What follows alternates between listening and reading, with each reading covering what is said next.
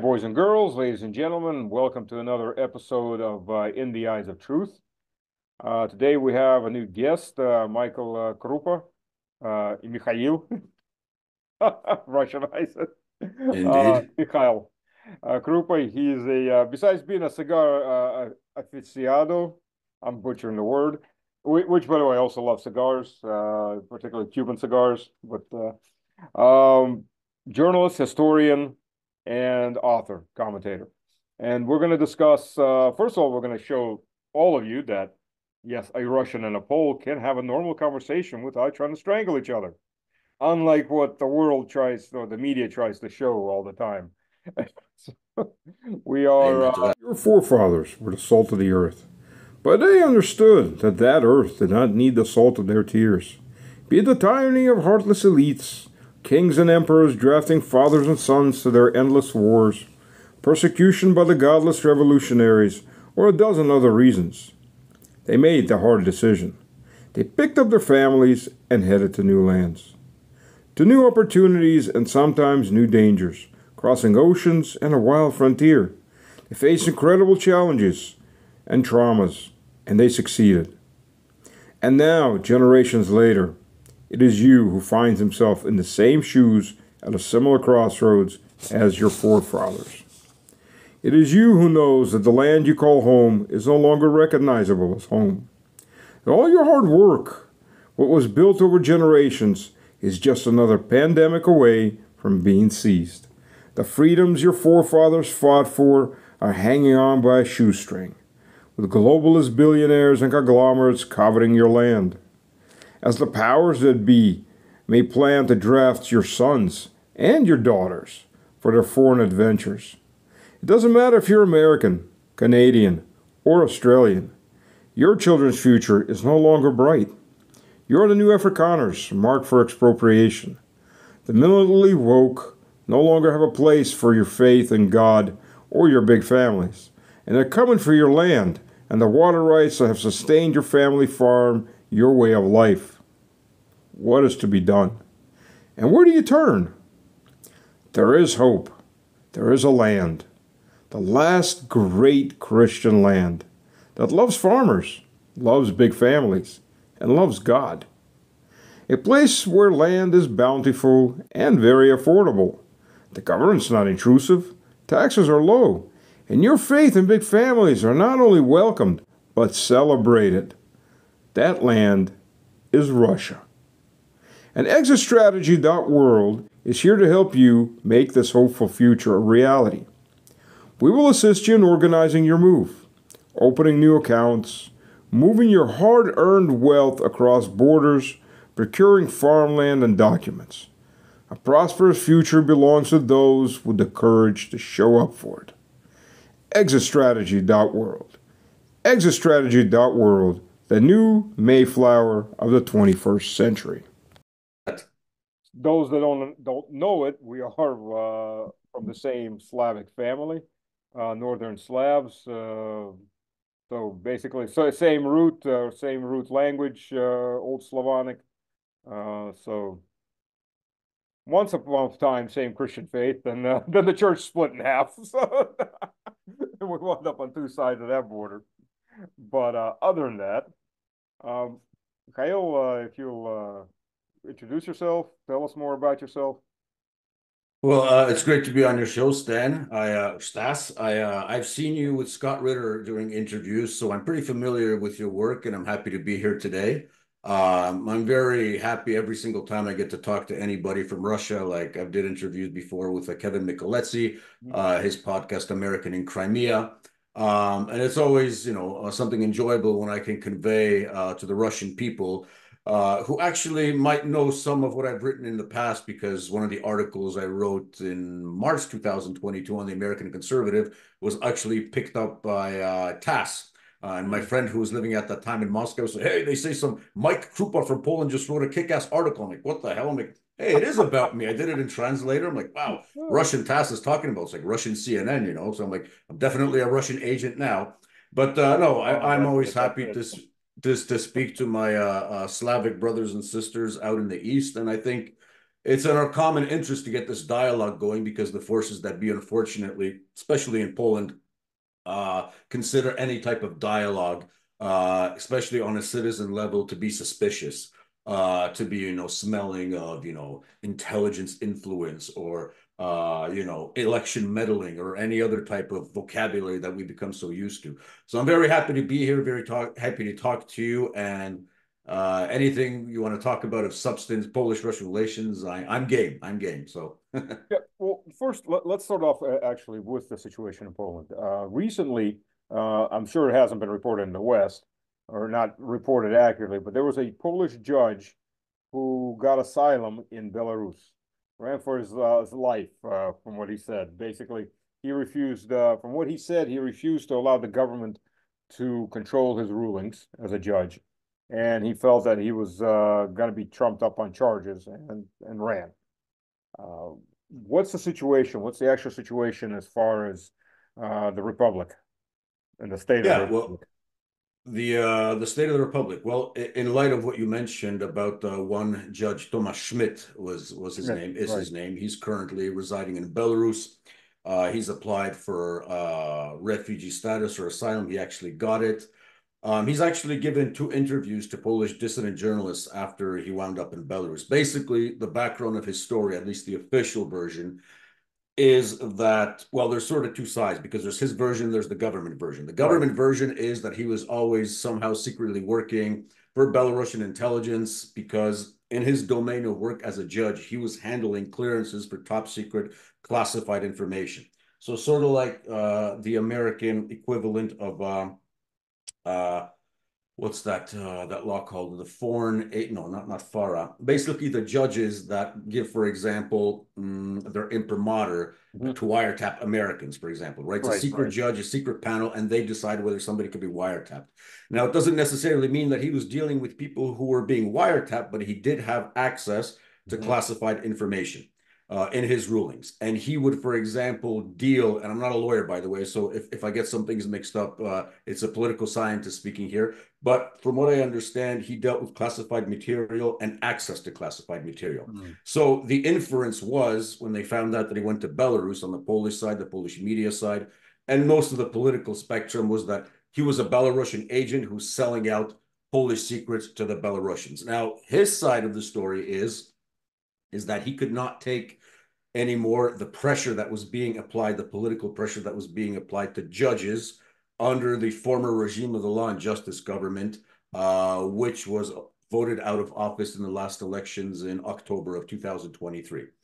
From what I know and from what I've been able to sort of track in this story, I'm more inclined to believe that his version of events is the right one because the amount of politicization that has taken place in the Polish justice system over the last decade is truly amazing, especially under the former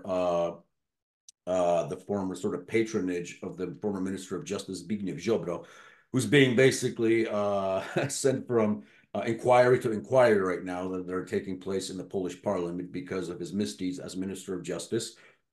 Basically, Schmidt, and I'm pretty sure a lot of other judges like him, believe that the political pressure on the justice system was such that the only route for him was to leave such a sick system and leave to Belarus. Now, as I said, these are two official narratives that are coming from one side and the other.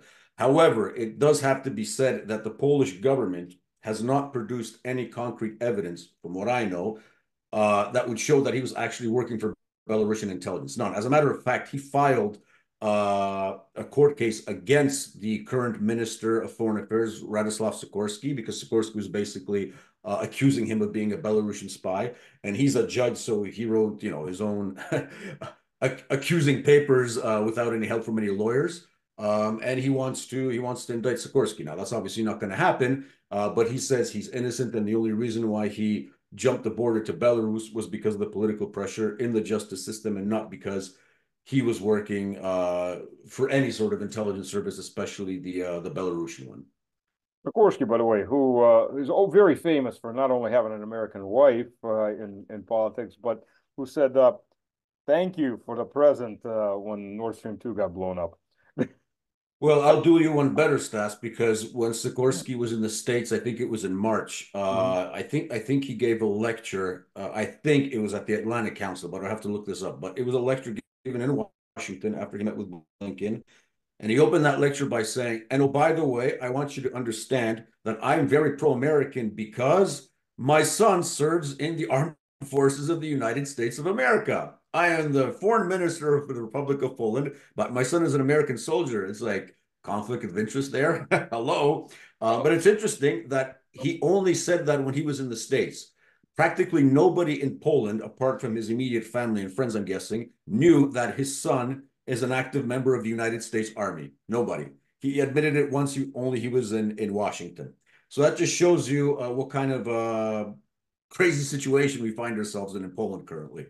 Yeah, it reminds me of those members of the U.S. Congress and the political parties who will go serve in Israel in their army, Yeah, won't serve in the army of the country of their birth, where they're from Emmanuel as a perfectly good right. example, who was a captain in the public relations department of the Israeli army, a U.S. born citizen, Yeah. U.S. politician who served in a foreign country in a foreign army, and then came back to be a politician in the U.S.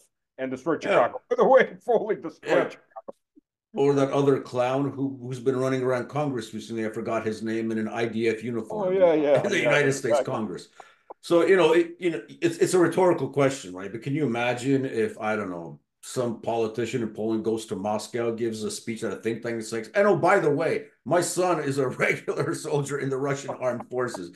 I mean, all hell would break loose, right? But unfortunately, due to the Atlanticist mindset that has been pumped into the Polish mind in the last 30 years, a lot of people just went, so what? Nothing special.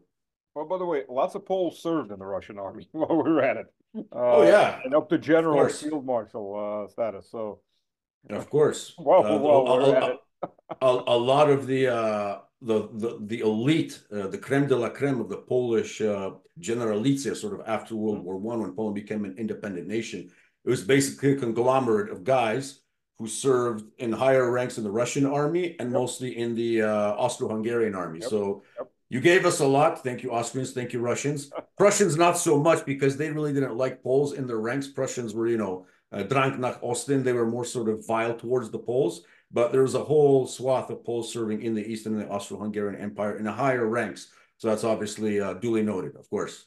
Well, yeah, actually there were quite a few Poles that served in the German army, but they never got past the lower ranks. They were good field soldiers to throw against the trenches of the enemy. Oh, I think we Are lost we you. still here, Stas? Yeah, yeah, yeah.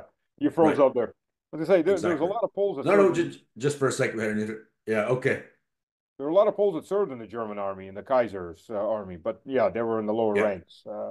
They got to be cannon fodder against the trenches, but Yeah, literally. There's actually, one of the most tragic aspects of the First World War was when Polish soldiers on the Russian side met Polish soldiers on the Western side, the Prussian Austro-Hungarian side at the Battle of Tannenberg. And literally you had Poles shooting at each other from, two foreign armies. It's a sort of a tragic situation of our, partition history, which thankfully ended in 1919. But yeah, it just goes to show the turbulence that we went through. But at the same time, it goes to show that, the talents that we gained from very professional militaries at the beginning of the 20th centuries were then later utilized, for example, by one General Rozwadowski, for example, at the Battle of Warsaw. Everybody tends to believe this is going deeper into Polish historical thought, but just for all those Polish fanboys out there, it wasn't Piłsudski who was victorious at the Battle of Warsaw in 1920. It was General Rozwadowski, and get it into your heads.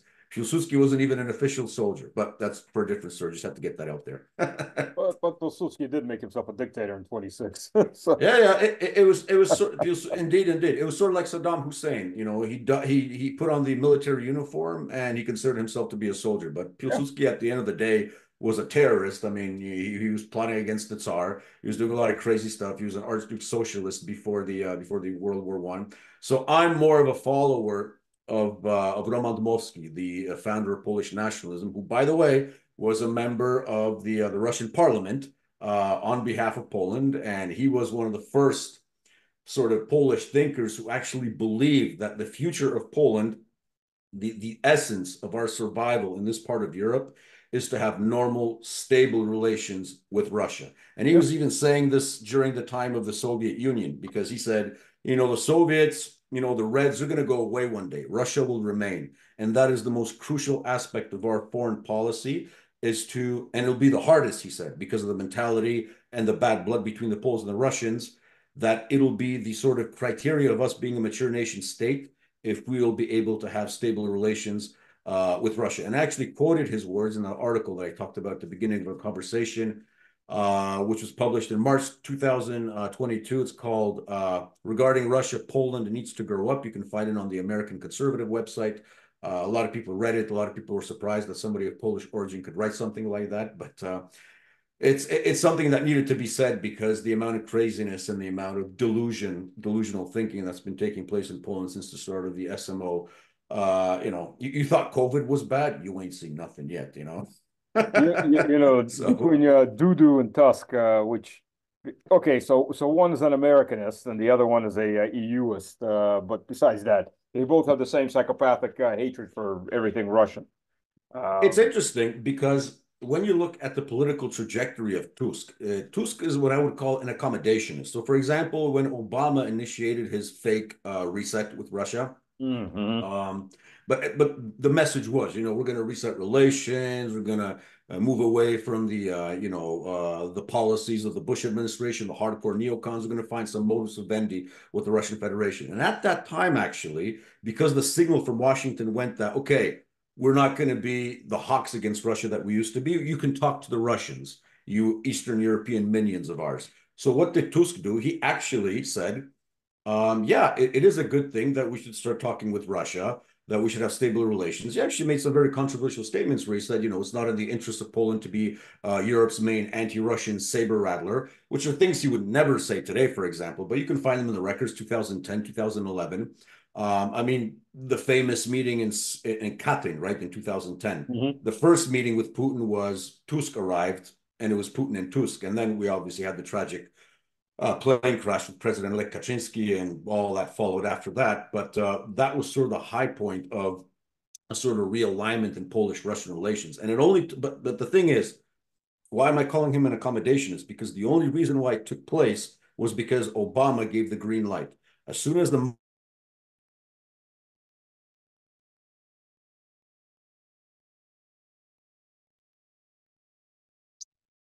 Internet. Mhm.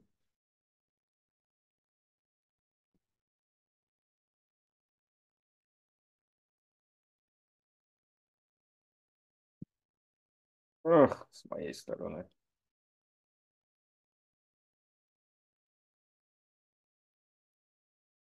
because he's a pragmatist. But, Oh, okay. We're back. Uh, okay, good. my high-speed cable internet, folks. It is what maybe it's the NSA. But anyways, Duda, you probably remembered a couple of days ago, he was in Switzerland at that funny Mhm. peace conference.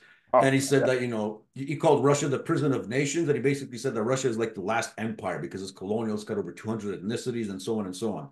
So, whereas his thinking is delusional because he actually believes in the crap that he spouts, Tusk is more of a pragmatist. But because Washington right now is uber anti Russian, Tusk is going to go along because this guy doesn't have a spine of his own. He doesn't believe in the potential for Poland to pursue a sovereign, even semi-sovereign line of policy regarding Russia, like something what Fico is doing in Slovakia or was Mhm. doing before he got shot, or Orban, or even the Austrians to some degree. That's something that Tusk is not interested in at this point. He would have to get clear signals from Washington and not from Donald Trump, by the way, that okay, guys, you can change your policy because we're changing our policy at least for the time being. That's how this thing works, unfortunately.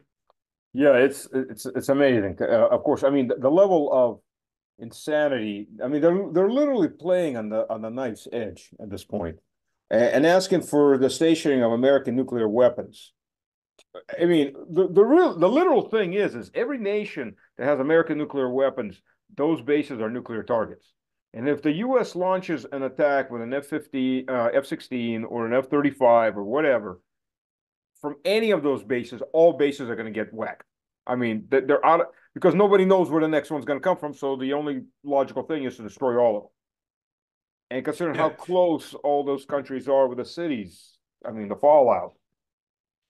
No, it's, there's I would say two things in this regard. First of all, many of you might know the history of one Colonel Ryszard Kuklinski. He was a famous CIA spy in the Polish general staff in the Mhm. 1980s. He basically, what he claimed was that he transmitted secret documents that showed that General Jaruzelski was preparing to implement martial law. And because he had access to high-level meetings in Moscow as Jaruzelski's assistant, a lot of the documents went through him and they landed up in Langley. Now, there's a whole backstory to Kuklinski because there's an ongoing debate in Poland whether he was a double agent, whether he was solely an American agent. There's actually a good movie about it. It's called Jack Strong from 3 years ago. You can watch it online. It's an action movie, but it basically tells the story. But Kuklinski, whatever you think of him, when he was passing those documents to the Americans, he said the only reason why I'm doing this is because I know that when the hits the fan and missiles start flying from one end and the other, the first place they're going to hit is Poland. And he saw, the mushroom clouds on the maps. Right, Because right. what was going to happen? If the thinking was that the Soviet divisions are going to be moving from Poland into Germany and then up north and so on, NATO would respond with a full nuclear attack on the Polish infrastructure that was helping the Soviets get to the east. So we'd be gone. We would be the first target, basically. Kulinski said that was his first instinct, that I can't let that happen. So whatever you think of him selling out to the CIA and giving them documents, and how that relates to his the oath that he took as a soldier, but that was his prime motive. He was afraid of Poland being blown up in a nuclear war. And right now, we have a lot of so-called experts in Poland who truly believe that Putin will not follow through if he determines that he can initiate the protocols that allow for a Russian nuclear retaliation, for example. They say he's bluffing. I heard some idiot on Twitter today commenting that, half of Russia's nukes don't even work. We don't have to worry about anything. And these are delusional people. These Yeah. are people who read, I don't know, John Bolton, have been brought up only on Tom Clancy books. Hey, I love Tom Clancy, but there's a lot of other things you have to read besides Tom Clancy. Yeah. And plus, if you add to that the ideology, which is the saddest part of what a lot of Poles represent right now towards Russians, that Russians are incompetent, that they're barbarians, that they're what do the Ukrainians call Russians? Orcs, right? Right, We don't right. have to worry about anything. We got the Patriots, we got the batteries, we got the Americans. And that kind of delusional thinking, unfortunately, prevails in a lot of Polish minds. I wouldn't say the majority, but a lot of the Poles who are in decision making centers and people who are advising them tend to have this view that, it's still a paper tiger. Putin won't go through with it. He's only, saber rattling, and that's it. So, but yeah, as I said, that's what happens when you have a war.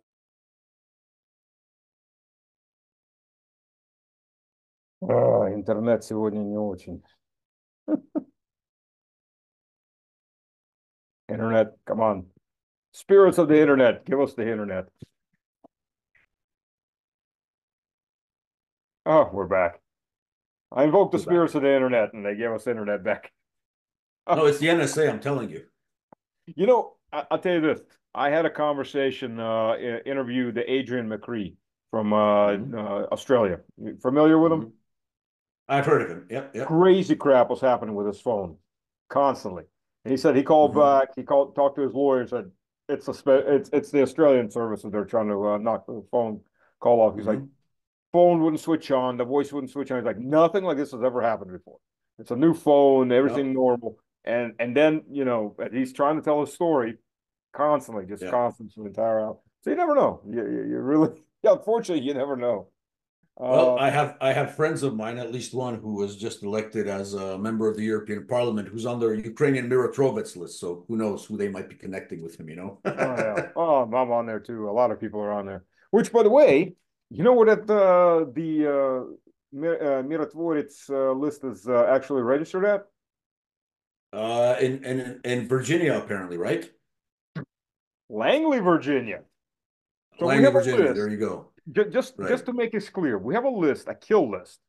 That's what it is, a kill list, which, by the way, has a lot of Americans on there, including American Yeah. politicians, registered in Langley, Virginia. So an American vassal has a kill list of American citizens, one Yeah. of whom has been killed, uh, and the U.S. government's okay with that. Yeah. Yeah. The Center for Countering Disinformation, right? I mean, so Yeah. many of our friends, I mean, Doug McGregor, Scott Ritter, all our heroes are out Oh there. yeah, yeah. Everyone. It's funny because you, as I said, I know a couple of Polish politicians that are on there too. And it really goes down to, the level of taxation, no taxation representation was the rallying cry, right? Yeah. Right now, we're getting taxation for disinformation going to the Ukrainians. But as I said, it's things like this that the dissident media, the alt media, we have great journalistic people doing their work in that regard. But we're not sort of moving the Overton window quick enough. We're moving it, but we're not moving it quick enough. And I'm pretty sure a lot of, like half of even what we discuss here today, the average TV viewer in Poland would be shocked to learn, for example, right? Yep. I'm pretty sure even the fact that, which was made public, that Sikorsky has a son serving in the United States Army would come as a surprise, because that wasn't a fact that was sort of publicly and proudly announced on Polish television. It was, somewhere in the margins that he said that, right? But you'd actually have to read the speech to find out that he admitted to the fact that his son is in the U.S. Army. So Insanity. yeah, Insanity. it's a crazy world out there. Well, I've got It friends is. It Georgia is. in the Georgian government, and one of them said, Sumi Zarabishvili, Sumi. Interesting thing about her, never mind that she's a French citizen who was born in France. She has Georgian roots. She was Yeah. born in France. Can't speak Georgian. Yeah. Is president of Georgia now, thanks to Saakashvili and Macron and the rest. Her children are serving in the Biden White House. Really? Yeah, I mean, conflict I of did not interest. know that. Anyone? Yeah, it's insane. Wow. It's really, really insane. The level So interconnectivity of these elites. the I thought, the level of cringe was when what's her name, Yaresko, that State Department official, was given a Ukrainian passport within 48 hours and made, I think, Minister of Finance after the Maidan. But this Oh is like a yeah, yeah, totally new level of cringe, what you just told me. Wow, that really is yeah. interesting. But all the more you want to cheer on our Georgian friends in Kobahidze and hope that they hold strong, because we don't want to see a Absolutely. repeat of 2008. And I think the Georgians learned their lesson, and the fact that you made a statement, I think, last week, that we're not going to go through the process of Ukrainization. That was what was needed to be said. So Georgians, hold strong, defend your sovereignty, and look out for who really is your friend and who only pretends to be your friend. Indeed. And that's another thing with the Georgians. What they're trying to do right now, what we're not trying to do, what they're doing right now, is they have a packet of laws that they're going to be pushing through to change the constitution and ban Yeah. the LGBT movements, Yeah. officially ban on a constitutional level single-sex marriages and so on and so on. So this is, put the big X on any Degeneracy. future in the EU, because that's like Yeah.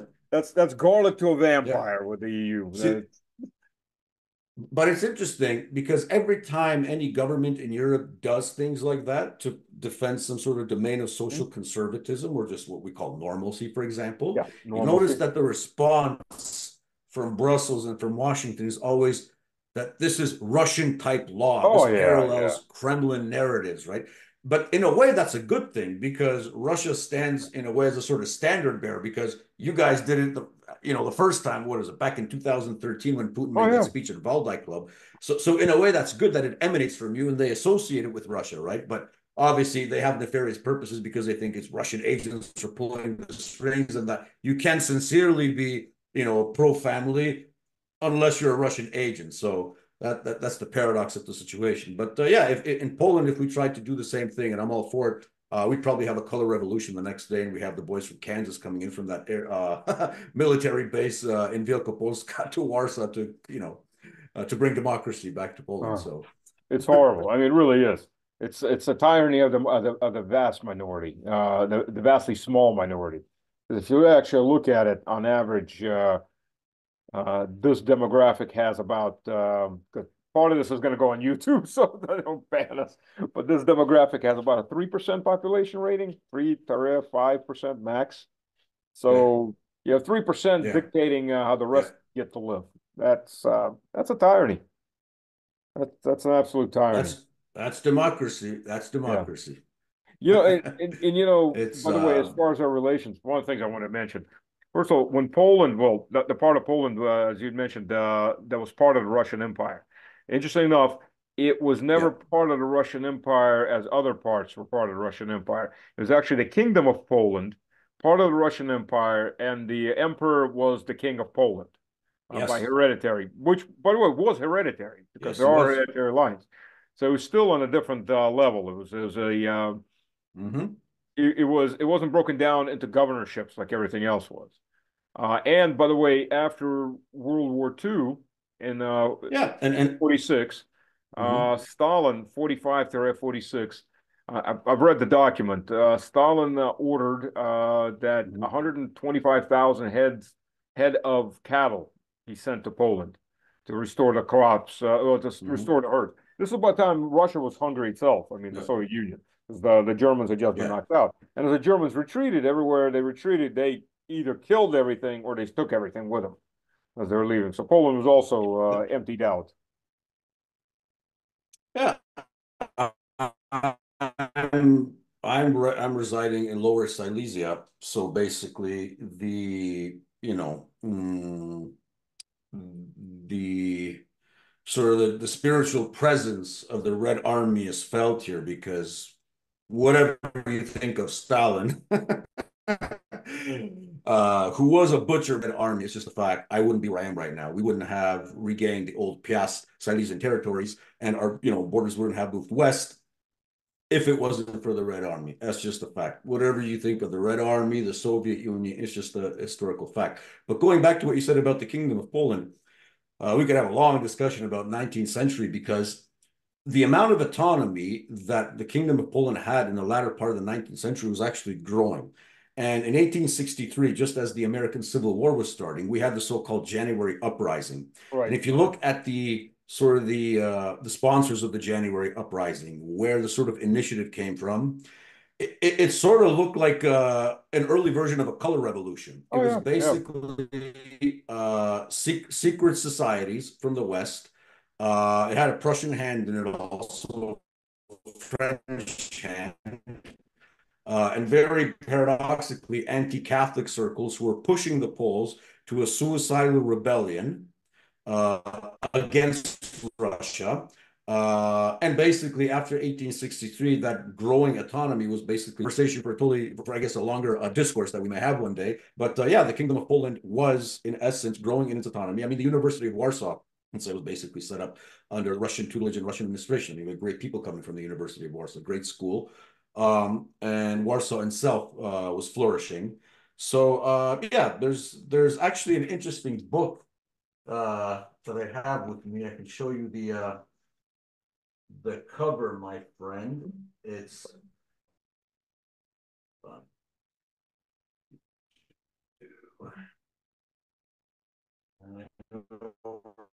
short for time, but let me just show you the cover here. That's what happens when you're a PhD political scientist. You got so many books here, you don't know where to start. yeah. But My problem these days is just I just finding time Russian. to read them. So little Yeah, time. it's too much. Yeah. But the title of the book is fairly provocative because it's called How the Poles Built Russia. And it especially showed the amount of interaction and the amount of Poles that were working, for example, in Russia and doing crazy stuff, Oh engineering yeah, work, for yeah. example. I mean, building up the Russian Empire. I mean, there's so much to go on that. As a matter of fact, what's his name? Dmitry Rogozhin, the former head of Russia's NASA agency, or the equivalent of Hmm. NASA, former deputy prime minister, I believe, and former representative to NATO.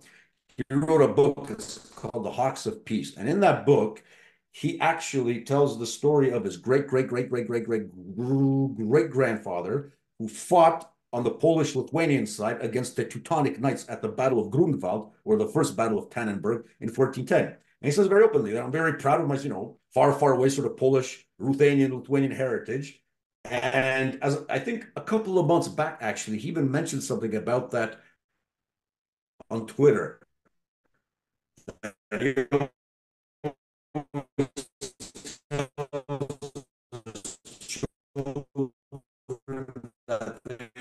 Oh no, it was actually in an interview with Mish Polska, Polish Weekly, where he actually, and the notion that look at the history, as I said, I mean, we're almost like the closest of neighbors, and we should remain so. So, Right, right. yeah.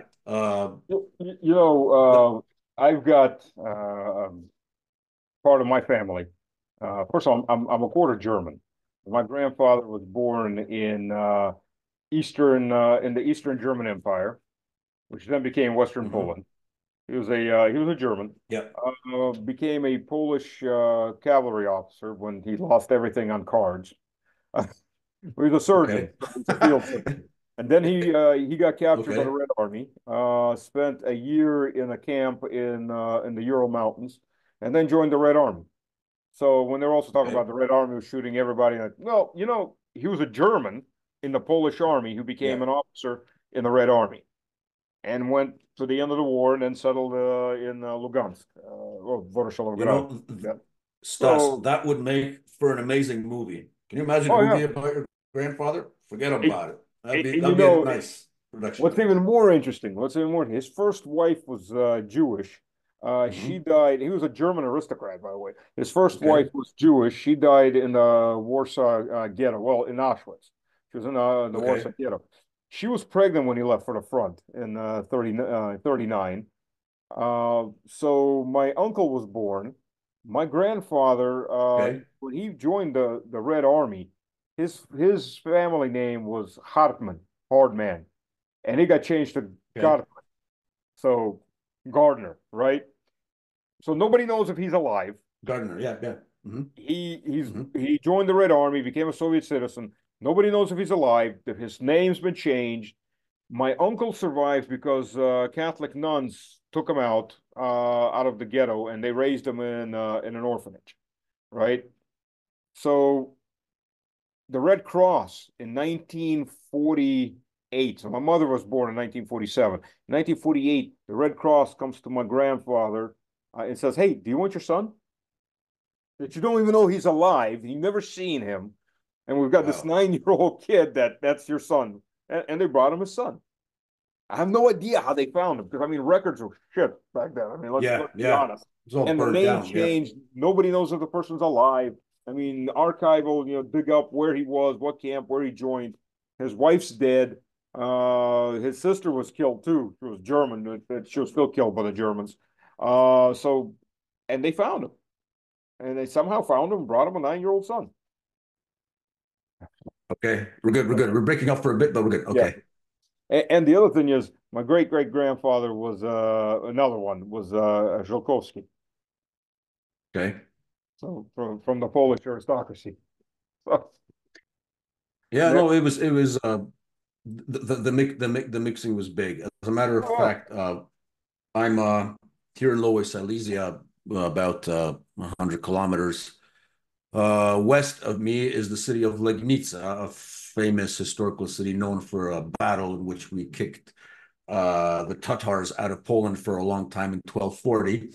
But in Legnica, there was a Soviet air base. There was a big Soviet mhm. detachment out there during the time of the communist era, and the amount of girls that would hang out with the Soviet soldiers and vice versa, and the amount of fun that was going on. I mean, you can only imagine, right? So whether it was old during the Tsarist time, whether it was during the battled communist times, the intermingling was there because at the end of the day, a Slav will understand the Slav, right? Oh yeah. It just comes naturally. I mean, something like that would have been very hard, for example, if we were to be occupied, fully by the Germans. That's why most of the fury of the Home Army, for example, during the Second World War was directed against the Germans. Our Polish feeling towards what we experienced during World War II is mainly directed at the Germans for obvious reasons. But to think of a situation where, I mean, this mingling would occur between a German occupation and a Slavic occupation is okay. We might not agree with the political ramifications, but at the end of the day, if it lasts a certain amount of time, like for example, a decade, you get used to some things.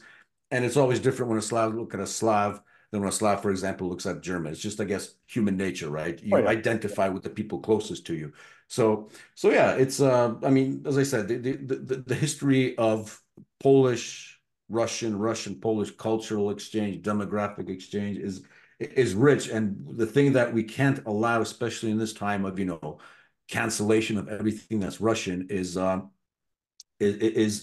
forget about this. I mean, I remember a time, even a few years back in 2019, when Russia was hosting the World Cup.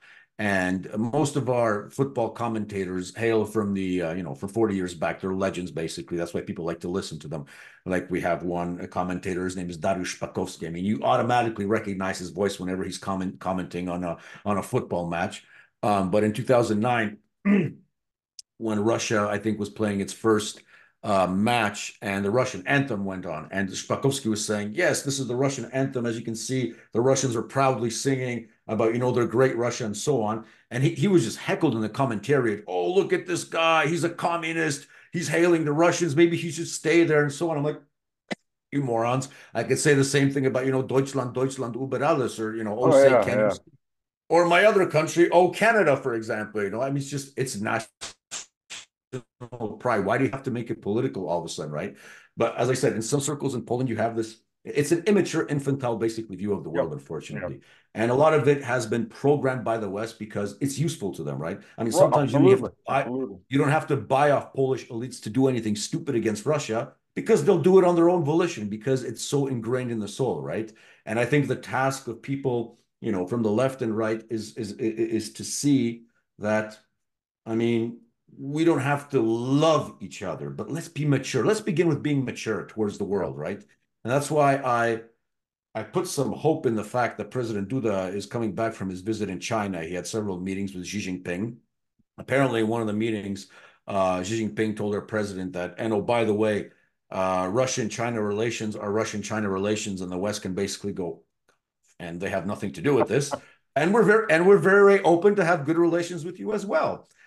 So it was basically a statement of a position, but I'm seeing an interesting dynamic here because I hope this is the case.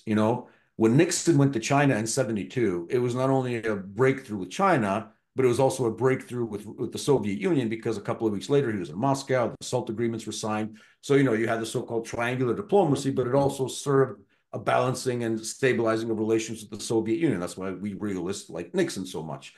And we know that he was not a crook, by the way. Absolutely, But what I was absolutely. thinking, I was looking at this on Twitter yesterday. I mean, if there's any strategic thought left in the head of our president that maybe China might be the venue whereby we might start thinking a little bit more rationally regarding Russia, right? Because, and I always said, you can either go through China to Russia for Poland, so we don't be so openly pro-Russian. We'll go through China first, or, even a couple of years back when we still had a semblance of relations with Lukashenko, a lot of strategists in Poland, saying strategists were saying, we'll go to Moscow, but we'll go to Moscow through Minsk. So first we'll talk to Lukashenko, and through Lukashenko and with his help, we'll get to Putin. So maybe I'm hoping, and he's only got what, 12 or 13 months left in his presidency. But maybe the visit in China and Xi Jinping literally, he was literally treated, well, he was the head of state, obviously, but Right. it was a nice greeting from the Chinese side. And I think the Chinese wanted to sort of imprint on the Polish president's psyche that we're not necessarily the bad guys that your people are telling you that we are. I mean, we can do business. Right. We're open Right. for business. And oh, by the way, the guys north of us, they tell us they're open for business with you guys also, by the way, and they're actually closer culturally to you guys. So who knows what comes out of this? But it was a gamble in a way for Duda to go to China because, as I said, I don't think the handlers at the State Department were all gung ho for a president going to China at this point right now. So it's an interesting turn of Absolutely. events, and we'll see what comes out of it. Because yeah, you're right. The West motif is Russians are bloodthirsty barbarians. But if we look at historically, even no matter what you say about Stalin, I have very mixed feelings with Stalin. On one side, he did a lot of good. On the other side, he did a lot of evil. Um, but when the Red Army came into Berlin, and part of the Red Army, by the way, was the first Polish army that was stood up in Yeah. 1942. So when they say the Soviets killed all the officers, well, that's kind of hard to say because the first Polish army was stood up with a full contingent of generals, colonels, majors, captains, lieutenants, and warrant officers. So apparently these guys were there, like my grandfather, who was a Yeah. German, by the way. So when the first day of battle in Berlin, the moment any area district was taken, soup kitchens were opened up. So there's still Yeah. shelling going on and fighting, and soup kitchens were opened up for the people trapped in their basements. Yeah. As the front moved, more and more soup. And reality is, consider what the Germans did. We could have exterminated Eastern Germany to the last man, Sure. woman, child. Nobody would have said a word at that point, 1945, Yeah. and we didn't. Well, We fed them. it's interesting because you have two pictures of the ending of World War II in the Polish psyche, but I think one needs to be rediscovered again because on the one hand, you have the Polish flag flying proudly over liberated Berlin, and on the Yeah. other hand, you have our Western allies who didn't invite us to the victory parade. You know, hey, what about the Battle of Britain? What about the Yeah. General Matrix? What about General Sosabowski, Operation Market Gun? What about Monte Cassino? What happened to all those guys? Oh, so let's forget about the Poles right now. They did what they did. We don't necessarily need to recognize them. Yeah. So it's symbolic, but it does show you where things were going, right? The Polish flag over Berlin, and we're not invited, on the other hand, to the victory parade. And every time I remember, I grew up in Canada for 15 years.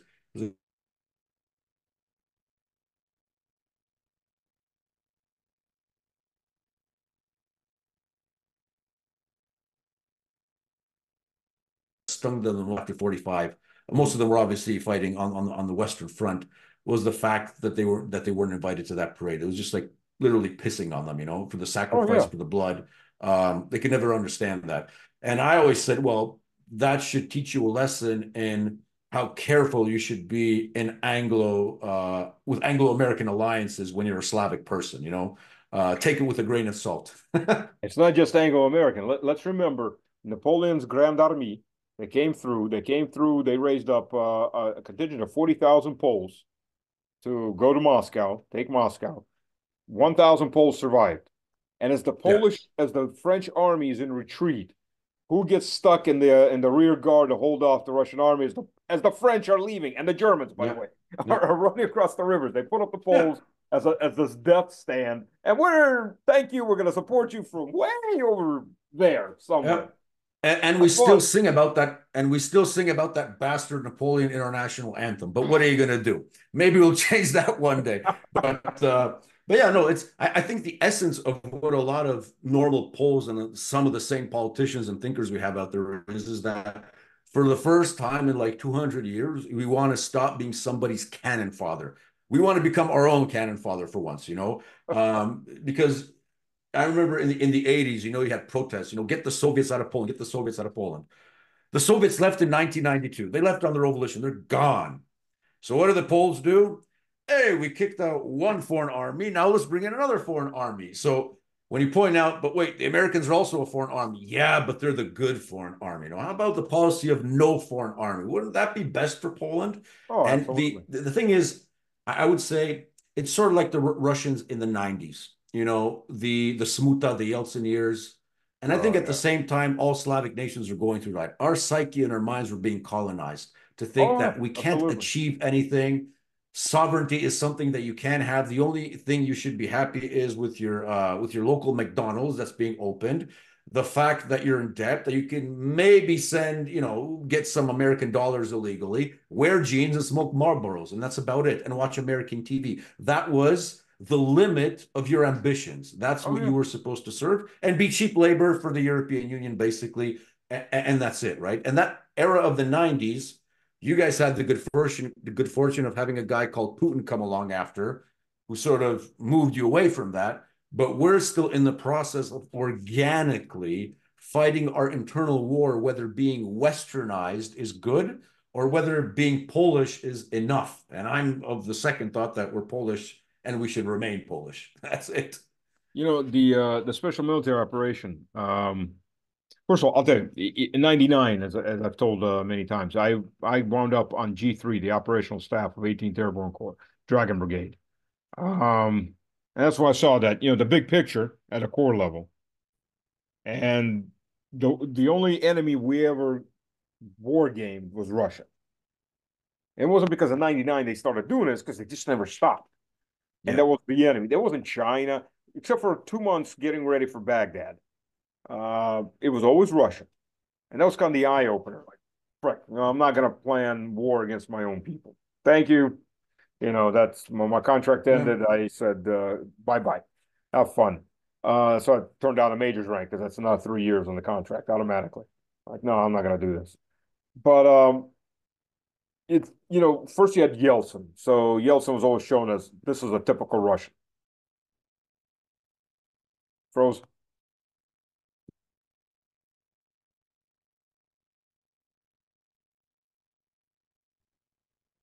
Internet. Okay. You're back.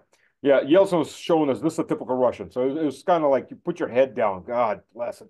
Because they're always looking, oh, you're a bunch of alcoholics. You're a bunch of alcoholic idiots. Yeah, yeah, yeah. Um, but having served in the U.S. military, having worked in American corporations, and you see there's incompetence. It's there's quite a bit of incompetence and all that too. And when you get Sure. to Russia and they're telling everyone, you're all incompetent, you need to be just like us. But you're incompetent too. So, Yeah. and you see that double standard, and it's been more than a bit the special military operation that's pushed people out of that colonial mentality, colonized mentality. Mindset. Yeah, Yeah, yeah. it's actually had a very. It was already tending that way, but it's put it on steroids, massively on steroids. Is the they show their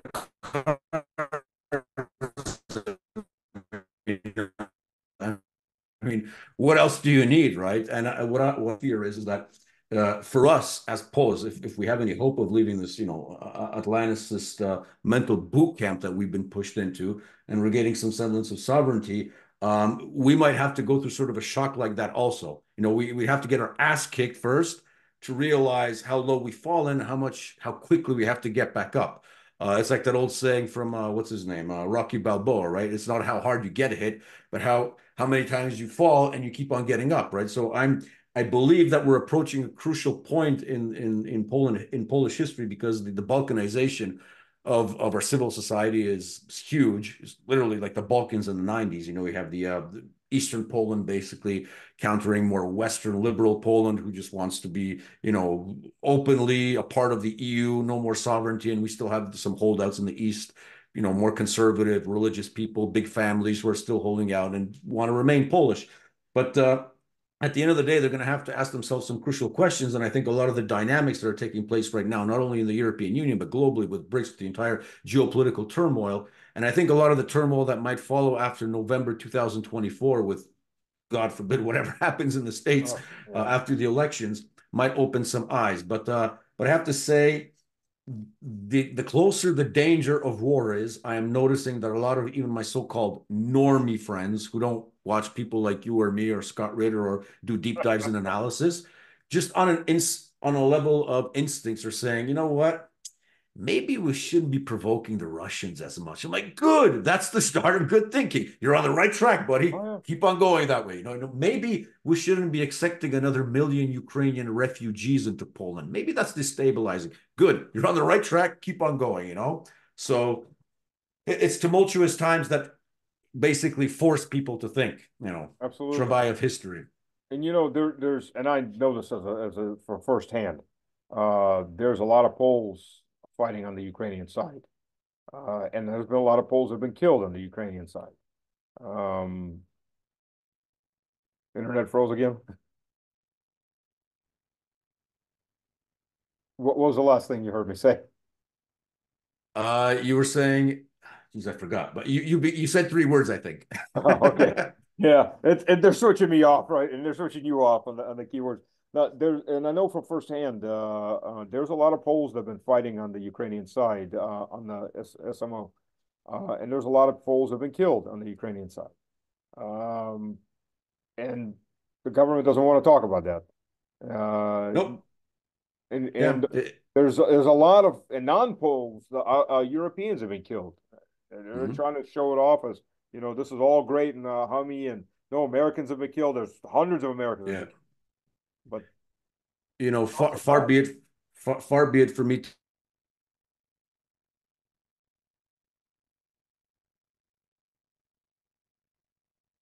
sort of heroes, I think, and it would be interesting to do a sort of sociological research on this after this whole shebang ends.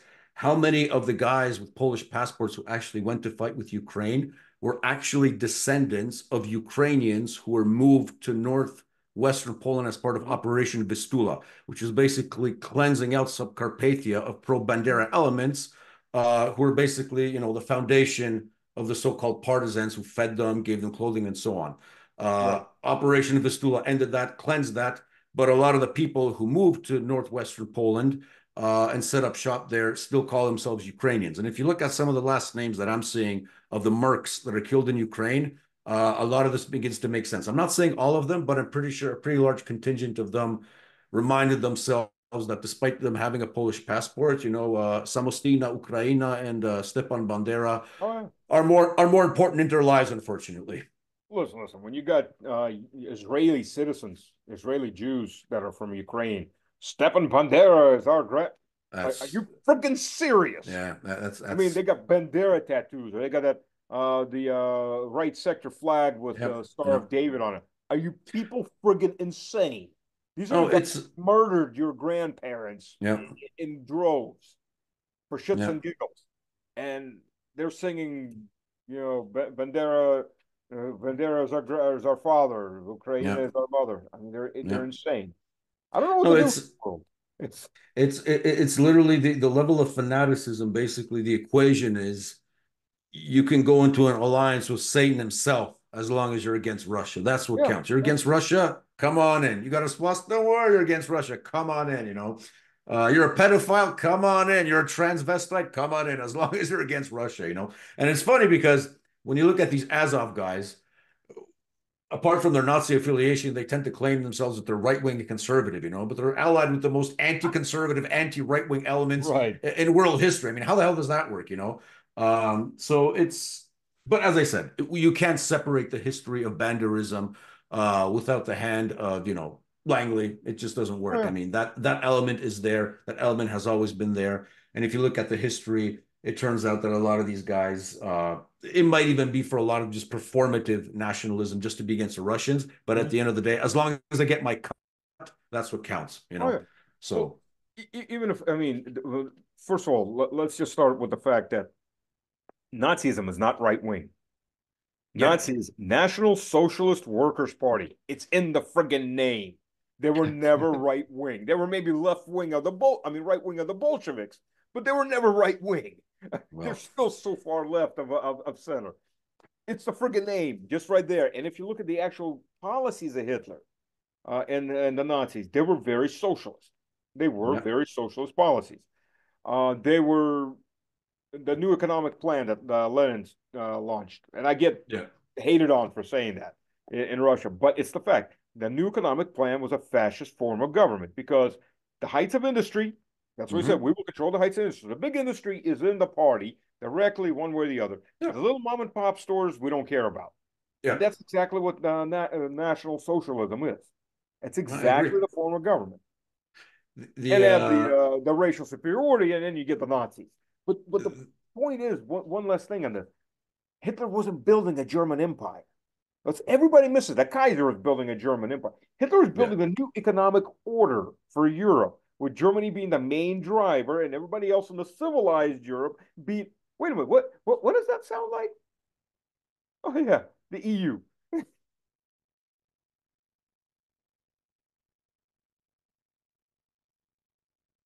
Internet, come on.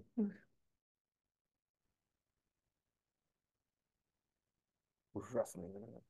Horrible internet today. Yeah, No and that's worries. so basically Hitler was building the EU. I mean, the amount of times that Hitler used the words Europe, United Europe, Free Europe, Big Europe, Yeah. I remember the time before, that's what a lot of Polish patriots, including myself, the first vote that I actually took as a 18-year-old actually voted in the Polish consulate in Toronto. And my first vote as an 18-year-old was in the referendum whether Poland should enter the European Union. But I tend to call it the Anschluss to the European Union, because we became members of a new Right. German empire. And oh, by the way, my PhD thesis advisor is one Professor Adam Wielomski, very good guy from the University of Cardinal Stefan Wyszyński. For all you Polish readers out there, Professor Wielomski writes a lot about the parallels of the EU and the Nazi empire. A lot of great books out there, scholarly work. If you want to find out more about that, Professor Adam Wielomski, be sure to check him out. So yeah, I was just saying before we cut off that what Hitler reminded me of is one Ursula von der Leyen. I mean, she's even got family connections to that Yeah, crowd, she does. so forget No, she about it. does. She also has family connections to the czars, by the way. Her father's family, interesting enough, they Mhm. got their nobility from the hands of Alexander II in Russia. And then they fled in 1917 to Germany and became anti-Russian. So that's Yeah. yeah, kind of interesting. Ungrateful Ursula. She hasn't learned. Well, she's learning. She's learning, but she'll get there. She'll get there in time. Well, But yeah, it's go the ahead. Americans had Operation Gladius. So official from Yeah. 1948 to about 1991. At least that's when it was outed in Italy. Um, but after that, I don't think they needed it after that because they pretty much erased the next generation of European leaders who put Oh America's yeah. values ahead of their own country values. I mean, just look at people. I'll give you three examples. Sikorsky, married to Anne Applebaum, American. Saakashvili, what he also had American citizen, also raised Right, ideologically in the States. Uh, Yushchenko, wife was American, right? I mean, during the Cold War, indeed, and it was a smart move in a way because you were preparing the future elites of what would be a new colonized, subjugated part of Europe, right. the old Soviet camp. So it made sense in a way. And as I said, in Poland right now, the fruits of such people are up front and center, especially in the Sikorsky clan. But I think some nations, and I'm always looking with admiration at the Slovaks, because we Poles tend to look at the Slovaks as sort of our little brothers, because Slovak and Polish is so similar. I think they're the most similar of the Slavic languages in our neighborhood, at least. A Pole and a Slovak can talk no problem. But anyways, I said, geez, Slovaks, we always laugh at them, but they're so small. But these guys have balls. I mean, they They have do. cojones. They elected Fico. They're doing what's needed. They're hardcore realism. The Hungarians, also a small country, right? Even the Czechs are starting to see the light slowly. But I mean, if such small nations can do it, I'm pretty sure we can do it also, right? I mean, Right. it really doesn't take a rocket scientist to know that if you screw around with a nuclear power, the largest country in the world, FAFO, right? Basically Yeah. FAFO. So I mean, and I mean, we do have precedent of people in Poland doing smart things in this domain of our Polish-Russian relations. So let's take an example of what works instead of what just leads down to more bloodshed, more horror. Why? Why do we want to go through that again? I mean, during the communist times, we had a great prelate, Cardinal Stefan Wyszyński, who was the head of the Catholic Church in Poland.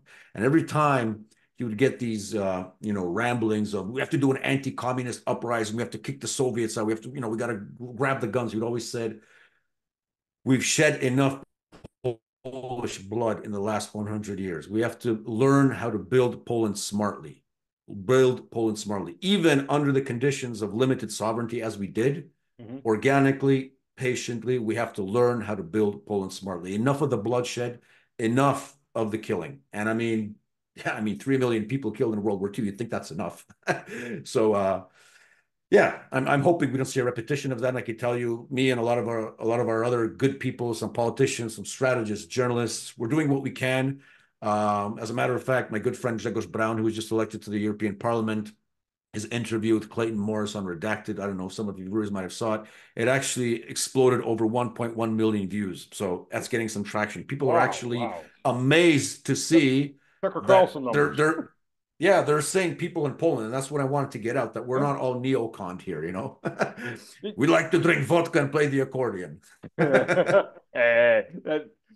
Personally, I prefer beer and mead, but but vodka's not Yes, bad. Vodka's not bad. with 30 degrees temperatures, I prefer the beer also, indeed. Yeah. And the saddest thing historically, in my view, is the fate of the Slavs. Because if you look at it, the majority Yeah, of the white Caucasian race are Slavs. But we've been played against each other for the last 1,000+ years. And Slavs are actually older. The R1A it's true. haplogroup is older than the R1B, which are the Germans, and all the other haplogroups of the modern Yeah. Europeans that came in. So we've been around these areas for 1,000 years before all of them showed up. But we're divided and we're constantly being played against each other. And it's never for our own benefits. You know, I I sort of have this image sometimes of what would be the ideal geopolitical situation today if I was in charge. What I do is I would do what the French have is the Francophone or the Brits, the Commonwealth. I would create a Slavic Commonwealth, sort of gathering of the leaders once a year. We can have, as the patrons of it, saints that I think even the Orthodox and the Catholics can agree, Saint Cyril and Methodius, Yeah. the saints of Slavic unity in a way, recognized by both sides, and an entity that would sort of, it would obviously not infringe on, sovereignty like the European Union, but a gathering of Slavic nations that would coordinate actions that would deepen economic ties. And I think one of the main reasons that something like that has never come to fruition, even though there was, the whole Slavophile movement, there were some attempts during the 19th century and the beginning of the 20th century to create a sort of pan-Slavic unity and so on, is because we had our partners, as you still call them. Okay, you don't call them partners anymore, I don't think, Yeah. in Russia. Well, or, Putin called them or partners. I never called them partners. Blood indeed, enemies, that maybe. he's too kind. It was always Albion. It was always the Occident, the West, that was dividing us. And we got played Yeah. so many times. Each nation, I mean, even the poor Ukrainians, I mean, I got to hand it to them. They may be naive, but they're Slavs at the end of the day. They should be in our bosom. They should be on our side right here doing things with us. So this Slavic, council, whatever you want to call it, Slavic Commonwealth is something that maybe one day will come to fruition because I think it's more natural even than, for example, India belonging to the Commonwealth, which is completely a totally different culture and ethnicity altogether, right? Or Right, some nations right. it should be a matter of time or a necessity. We should start consultations on a more pan-regional level, but at the same time, obviously keeping our sovereignty and our national identities, but realizing that there's something unique to the Slavic motif that should unite us as, the guardians of peace, rationality, family life, and, a deeper Christianity even in a way, right? So, And by the way, now that you've mentioned India, Indians and Pakistanis are also R1A haplogroup. They're I, our people split. Slavs went north, Aryans went south, but it's the same race. Interesting enough. And if you listen to Sanskrit, Sanskrit is a Slavic language. okay. It's not just Indo-European. I mean, it is German and Russian or Mm-hmm. French and Polish are all Indo-European languages. Mm-hmm. But Sanskrit is Slavic.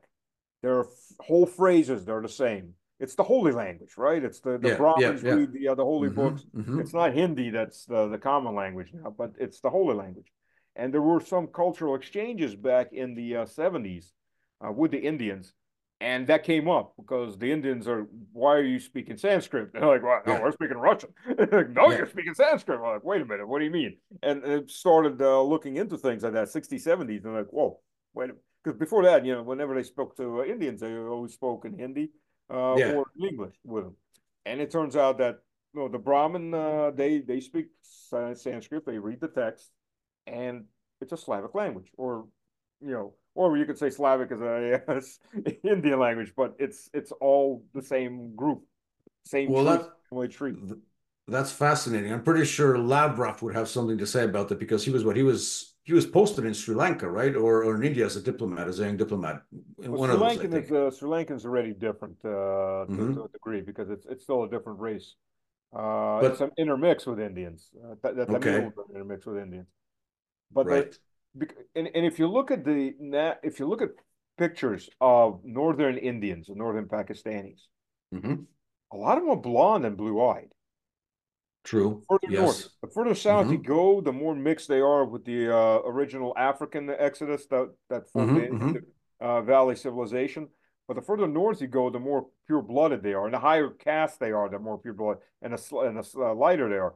And you get to a point where you look at these pictures, and you could drop one of these kids into any Slavic village, northern Slavic village, and it just fit right in.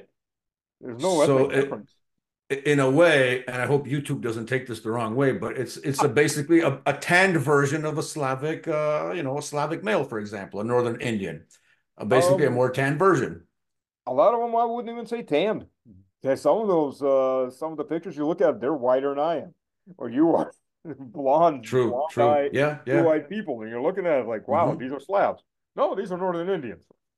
Hmm. I'm I'm definitely going to look into that aspect because, well, as I said, so there you go. I mean, the power of what originated in Slavonia, as we can say, Hmm. in the ancient times, and there's a lot to go on there. So, as I said, I mean, if other entities in the world have their own, associations based on mostly language, because that's what the Commonwealth and what the Right. Francophone is going on, but we have so much more. In a way,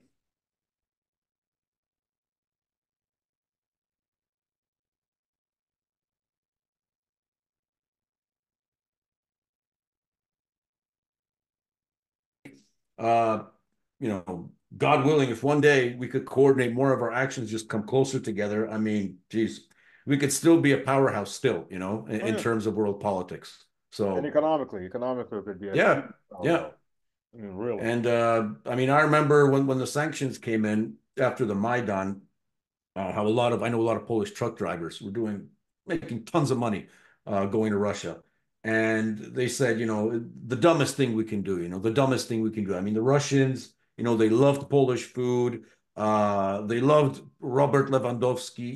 You had a good intercultural thing starting to move Mhm. slowly forward. There was that brief period after 2008, after Georgia and the Maidan, when Mhm. things were slowly coming back to normal. And then obviously shit hit the fan.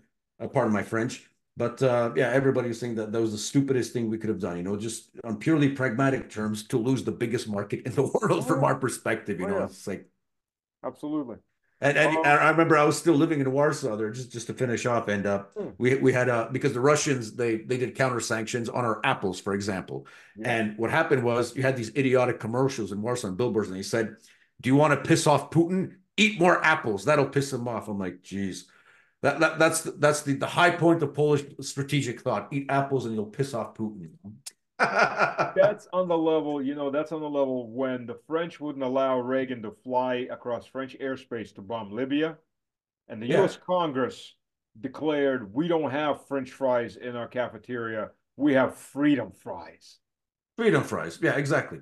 And And by besides the way, Americans, who calls French fries French fries? I think Americans are the only ones.